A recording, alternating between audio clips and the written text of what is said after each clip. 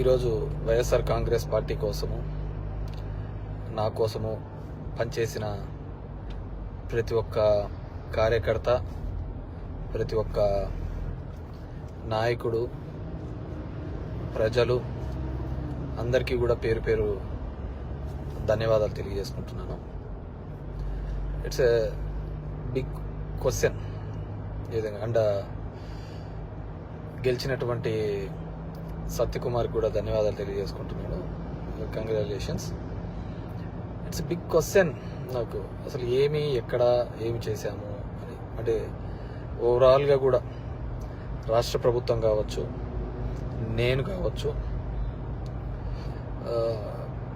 ఎప్పుడు కూడా పేదవాళ్ళకు అండగా ఉండాలా, పేదవాళ్ళకు తోడుగా ఉండాలని జగన్మోహన్ రెడ్డి గారు ఆలోచించారు.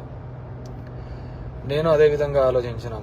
ఈ 5 years అయితే అసలుకు నేను ఎక్కడన్నా విజయవాడ అలాంటి ప్రాంతాలకు పోయి రాత్రి 2 గంటలకు వచ్చినా కానీ మళ్ళీ పొద్దున్నే 7 గంటలకల్లా లేచి ఇంటింటికి వెళ్ళి తిరగడం జరిగింది. వెల్ఫేర్తో పాటు డెవలప్మెంట్ చేయడం జరిగింది. అన్నీ చేసినాం. కేవలం 2 నెలల్లో వచ్చి అసలు అతను ఎవరో తెలియదు, పాడు తెలియదు. ఎక్కడైనా పోయి మామూలుగా జనరల్గా పోయి కూర్చొని నిలవన్నా కానీ ఎవరు జనాలు కనుక్కోలేరు. దీంట్లో మరి ఐ ఫీల్ రియల్లీ సాడ్, బాధ అనిపించేస్తుంది నిజంగా. ఎందుకంటే అరే ఏంది మనం ఇంత కష్టపడి మగ్గమ్మ వాళ్ళు సూసైడ్ చేసుకుంటే ఎంటబడి భిక్షాటం చేసి డబ్బులు ఇచ్చినాము, నీళ్లు లేక అల్లాడిపోతుంటే తాగునీళ్ళు ఇచ్చినాము, రోడ్లు లేదంటే రోడ్లు ఇచ్చినాము, ఎన్ని కావాలన్నీ చేసినాం. So I feel really very bad. So నిజాయితీగా ఉంటే సరిపోదు, కేవలం అబద్ధాల మీదే బతుకుతేనే బాగుంటుందనే ఆలోచన ఉందేమో తెలియదు, కానీ మనం అది ఆడలేకపోయినాం. ప్రతిసారి కూడా ఇంటికి వచ్చిన ఎవరికే కానీ ఇబ్బంది పెట్టకూడదు, న్యాయం చేయాలనే ఒక ఆలోచన ధోరణితోనే పనిచేసుకుంటూ రావడం జరిగింది. కానీ దురదృష్టం అదే జగన్మోహన్ రెడ్డి కూడా అంతే. మొట్టమొదటిసారి ఒక నాయకుడు పేదవాళ్ళకు మేలు జరగాలి అని ఆలోచించాడు. మేబీ సంక్షేమం ఎక్కువగా చేసి ఉండొచ్చు, ఎప్పుడు లేనంత మాత్రాన అభివృద్ధి జరగలేదు అనేది మాత్రం అబద్ధమే కదా. మీ గ్రామాల్లో ఉన్న సచివాలయాలు కావచ్చు, హాస్పిటల్స్ కావచ్చు, అసలు అవినీతి లేకుండా జరగడం ఏంది? ఇంతకుముందు ఏ విధంగా ఉండేది, ఇప్పుడు ఏ విధంగా ఉండేది, వాటిని కూడా చూడలేకపోవడము దురదృష్టకరమే అనుకోవాలి. సో ఏదేమైనప్పటికీ కూడా నేను దగ్గర ఒక పోస్టల్ బ్యాలెట్తో చూసుకుంటే 2600 ఎంతతో ఓడిపోవడం జరిగింది. ధర్మవరం పట్టణంలోనే ఎప్పుడు నేను నిరంతరము ఎప్పుడు అందుబాటులోనే ఉంటాను. అయినా కానీ తెలుసు మరి ఏమి వాళ్ళకు నచ్చిందో, కొత్తగా వచ్చింది, ఏమి నన్ను ద్వేషించినారో ఏదైనప్పటికీ కూడా ఇది ఏ రాజకీయ పార్టీకైనా ఇది ఒక గుణపాఠం లాగానే.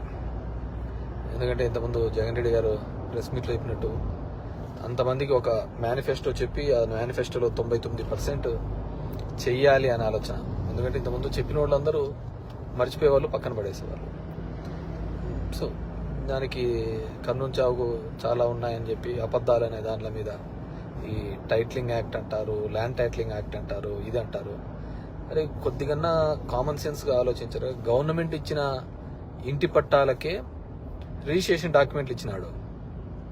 గవర్నమెంట్ ఇచ్చిన ఇంటి పట్టాలకే రిజిస్ట్రేషన్ డాక్యుమెంట్ ఇచ్చినాడు. అది కూడా మాట్లాడితే ఎట్లా? గవర్నమెంట్ ల్యాండ్లకే రిజిస్ట్రేషన్ చేపించి ఒరిజినల్ పత్రాలు ఇచ్చినాడు. మీ భూములు జగన్ రెడ్డి తీసుకుంటాడంటే ఎలా నమ్మగలిగిన? అది ఒక కారణం అయ్యింటే అది ఎలా నమ్మగలిగినారో ఏమో కానీ అర్థం కావట్లే. సో చూద్దాం. ఇప్పుడు చంద్రబాబు నాయుడు తన అనుభవంతో సంపద సృష్టించాడు. ఏ రోజు సంపద సృష్టించినాడో కూడా తెలియదు. ఆయన ఇంతవరకు ఎప్పుడు సంపద సృష్టించినది, ఎప్పుడు అప్పులు పెట్టిపోయినాడే తప్ప 14 సంవత్సరాలుగా ముఖ్యమంత్రిగా ఉన్నప్పుడు సంపద ఎప్పుడు సృష్టించలేదు అనమాట. సో సంపద సృష్టిస్తాడన్నాడు. ఎప్పుడు లేని విధంగా సచివాలయంలో 1,50,000 జాబ్స్ ఇప్పించడం జరిగింది. ఇవన్నీ కూడా ఇక్కడ క్యాలిక్యులేషన్లోకి రాలేదు. జనం దగ్గరికి సేవలు రావాలి. కరోనా లాంటి క్లిష్టమైన పరిస్థితిలో ఆ కుటుంబానికి తోడుగా ఉన్నాడు. మేబీ మనుషులు అంటే అలాగే ఉంటారేమో మరి తెలియదు. కానీ ఏదైనప్పటికీ కూడా నా పార్టీ కోసము నిరంతరము కష్టపడిన వైఎస్ఆర్ కాంగ్రెస్ పార్టీ కార్యకర్తలకు, నాయకులకు, నాకు ఓటు వేసి నా ప్రజలకు అందరికీ కూడా పేరు పేరున ధన్యవాదాలు. మా నాయకులకి, కార్యకర్తలకు కూడా ఒకటే చెప్పదలుచుకున్నాను. ఊర్లో చిల్లర అన్నీ కూడా చేస్తూ ఉంటారు, కానీ లెక్క ఎప్పటికీ తప్పదు. లెక్కలు ప్రతి ఒక్కరు ఉంటాయి. కాబట్టి అందరూ కూడా సమన్వయంతో ఉండండి.